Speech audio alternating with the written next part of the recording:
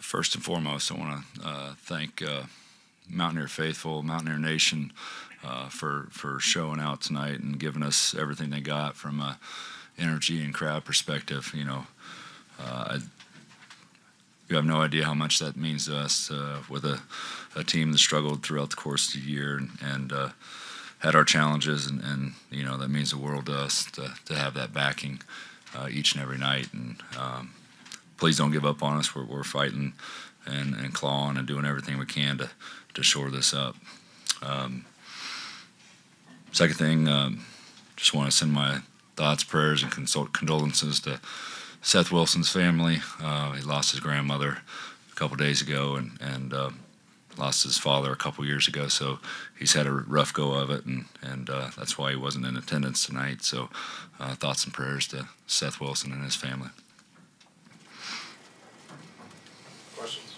So Josh, start with defense. They hit shots. They're good offensively, but were you happy or dishappy with your defense? What was that end of it like for you? Some of it's going to come down to closeouts and pick and roll coverage and what we're trying to do on X and out on the backside. So there's things we can clean up, but I think the most glaring ones for me are the step-in shots off second chance opportunities. And when you give them that many easy buckets, and I don't know what the number is in terms of how many threes they got off a second chance and step-in shots, that's a pretty easy shot to make, especially the talent they have on that roster, top to bottom, how balanced they are. Anytime they get an offensive rebound, there's multiple guys to kick out to and knock down shots, and that was certainly one of our issues tonight, is shoring up our rebounding. And the numbers aren't terrible. We're minus 12 or minus 2 in terms of rebounding, but those 9 offensive rebounds led to 22 second chance points. So that's a critical issue, as well as certainly taking care of the ball. We didn't take care of the ball tonight, and I keep telling these guys, we got to control the game with our offense, and we got to get the absolute best look we can get. And that first half, having, I believe, eight live ball turnovers, put us in quite the hole, and we didn't start the second half very good either. So, the sense of urgency.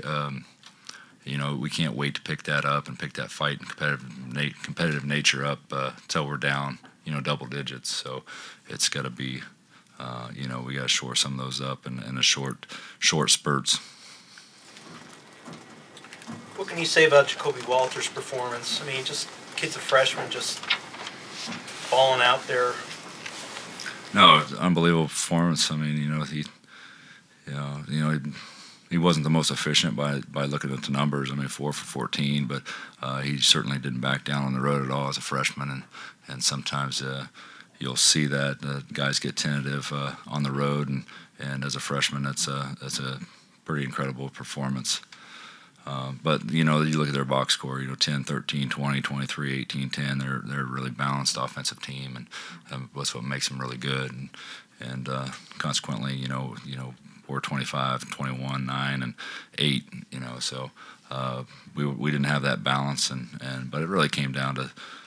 Us taking care of the ball and shoring that up from an offensive perspective and not finishing possessions on the defensive rebounding. Outside of turnovers, were you pleased with the offense? I mean, you shot fairly well. Put up. Yeah, we get good looks, and I feel like if we execute correctly and everybody's on the same page, we're going to get a good look. And 53%. I'll take that every night. But consequently, they shot 53%, and got 5 more shot attempts up, and the numbers game. Once again, they got 12 threes, we got 8, and it looks like the rebound or the free throws aren't that terribly. It's pretty even there. So they certainly, from a numbers perspective, they got 4 more threes than us, and a lot of those probably came off second chance opportunities. Coach, the last 3 games, Texas, Baylor, TCU, they've all shot pretty good percentages against you guys. When you talk about cleaning stuff up, I mean, at this point, does the stuff you have to clean up does that pile get bigger, I guess, so to speak? Yeah, I mean, Baylor's really not the team to zone by any means, but the way that was going, they're kind of having their way there for a while, so we had to kind of change something. And for the most part, the zone was fairly effective early, but one of those issues, rebounding. You got to be able to finish a possession, and we didn't do so.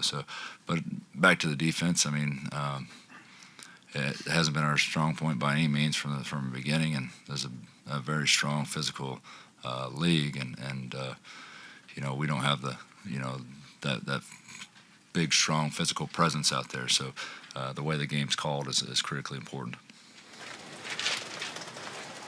Josh, the turnovers in the first half, it seemed like it was passing a lot of the stuff too, and just like not crisp and sharp. But you turned around and you were much better with that in the second half. Yeah, there's a couple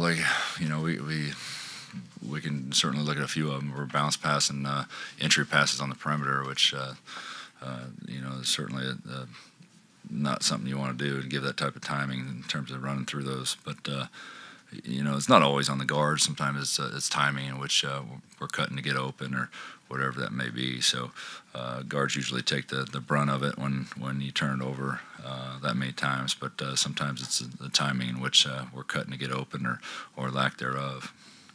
You've mentioned consistency often this season too, and I'm imagining that's part of it too, where you can be crisp and move the ball fast on offense and have good stretches. But how does it get away sometimes, and how can you do get it back so it's there? Are there habits that contribute to that? Is it just like people fade on focus for a little bit? That might be it. It's a mental game as much as it is a physical game. So if you let your guard down at any time, and good teams will take advantage of you. So and this time of year, I mean, we're mid-February. Everybody's scouted everybody very, very well, and if you're always looking for that primary option and not looking into your secondary option and third option, sometimes typically that first option is usually very well scouted. Josh, do you get a sense that when Jesse's in versus Jesse's out, obviously your offense changes a lot, and what you're trying to do, is that difference so big that it makes it difficult maybe for your team to kind of jump from one to the other quickly and keep continuity? Yeah, I mean, you look down the box score. Jesse played 24 minutes. He was a +6. We need him on the floor. He's critical to our success, and it's not like we don't have other guys to throw out there, but we need him on the floor, and we need him. We got, like I told him in the locker room when we came out, it's like we got to look at every single one of these situations to where and figure out what we can control in terms of keeping you out of foul trouble. And I remember a possession in practice yesterday where he was 35 feet from the basket and he reached, and it was something I used as a teaching point, and that's not what we want. We need him on the floor. He can't have those mental lapses where he's reaching and putting himself in a bad position. Coach, I promise I'm not going to try to get you fined $25,000 on this one. That'd be helpful. My words, the game was not, there's been better officiating games. My words. With that said, what did Kerr, did he let the frustrations get to him, not adjust? What? No, Kerr plays with incredible amount of emotion out there, and sometimes it can be to his detriment in terms of arguing calls or getting involved in that, and like I tell him each and every day, let me handle that, but I'm not going to get into the officiating. Right, I know. Anything else? Thank you.